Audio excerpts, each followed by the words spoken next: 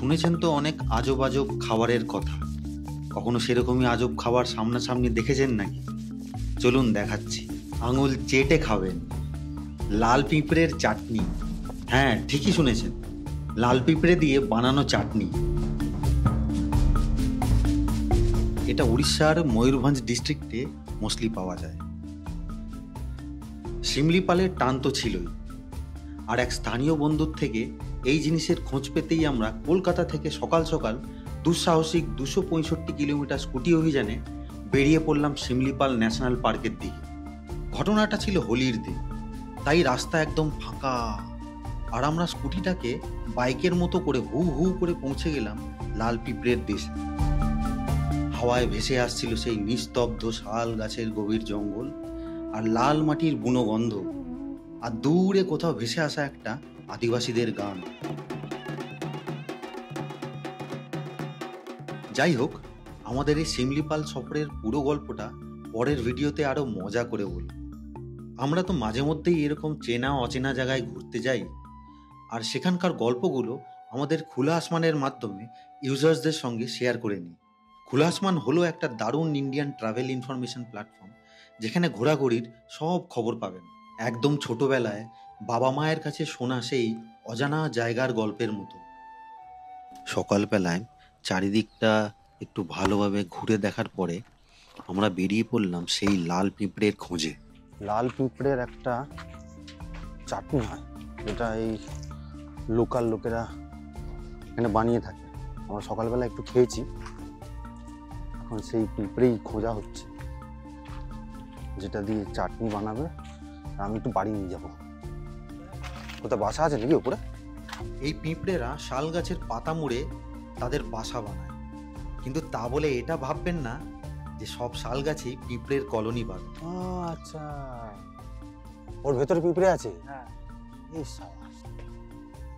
হ্যাঁ রে, এই ঠিক বলেছিস, এটা ওই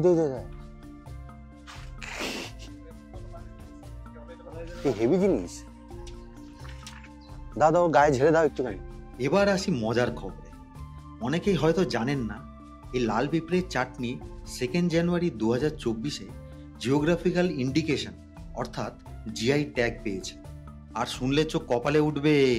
ফেমাস ব্রিটিশ শেফ এবং টেলিভিশন পার্সোনালিটি গর্ডন র্যামসে এই চাটনিটিকে বলেছেন বিশ্বের সেরা চাটনি। ভাবুন, গর্ডন দাদা পিঁপড়ের ফ্যান হয়ে গেলেন, আর আমরা এখনো ভাবছি এটা খাবো নাকি ফেলবো। হাতে কামড়াবে তোর। তার মানে তুই শাল গাছে যদি উপরে আমরা বাড়ি বানানোর কথা বলছিলাম। একজনের কাছে শুনলাম এখানকার লোকেরা পিঁপড়েদের ধরে শাল গাছে ছেড়ে দেয়, আর তারপর সেই গাছেই তারা বাসা বানিয়ে বসে। মনে হয় পিঁপড়েরা ভাবে, আরে ফ্রিতে ফ্ল্যাট দিচ্ছে, থেকে যাই।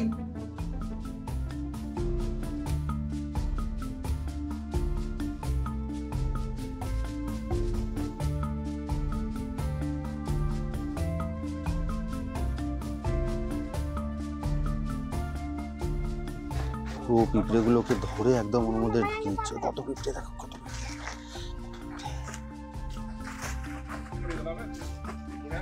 পালাই গেলু পড়ি গেলা।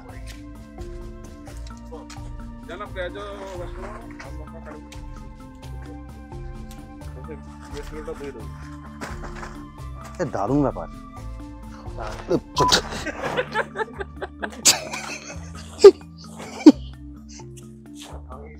আমাকেও কামড়েছে। আমার মাথায় দেখ, আমার মাথায় দেখ, আমার মাথায় দেখ, আমার গায়ে আছে কিনা দেখ।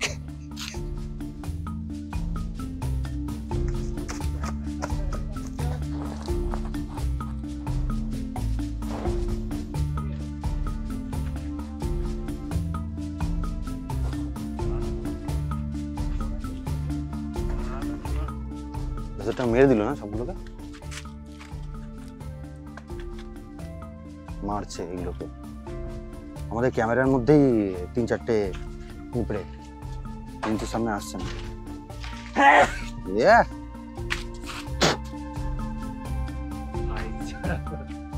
ব্যাটারি 16% হয়ে গেল রে ভাই। এবার এগুলোকে বাঁটা হবে। কোথায় হবে? এখানে চ। পিঁপড়ে ডিমও খায় না? ডিমটা টেস্ট ভালো। তুমি খাও, খাও খাও।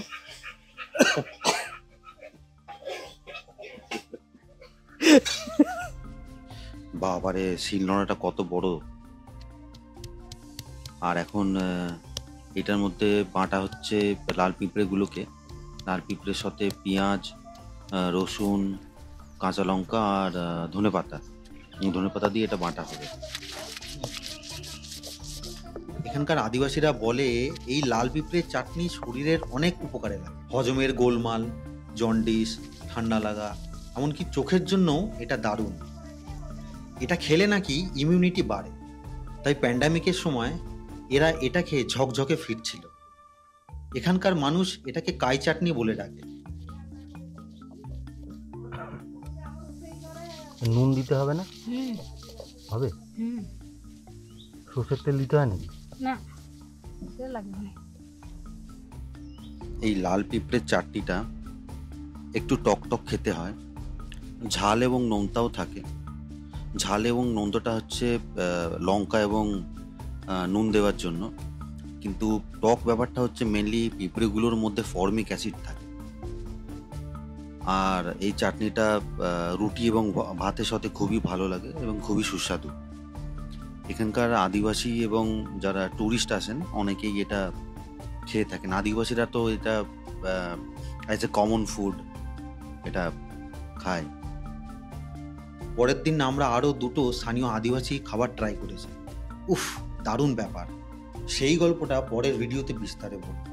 ততক্ষণ মনে করে ভাবুন আপনারও এরকম অদ্ভুত কোনো অভিজ্ঞতা হয়েছে কিনা, আমাদের অবশ্যই জানাবেন।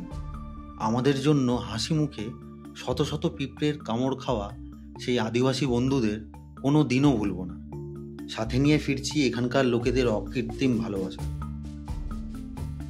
নতুন নতুন ভিন্ন স্বাদের অ্যাডভেঞ্চারের স্বাদ নিতে সঙ্গে থাকুন খোলা আসমানে।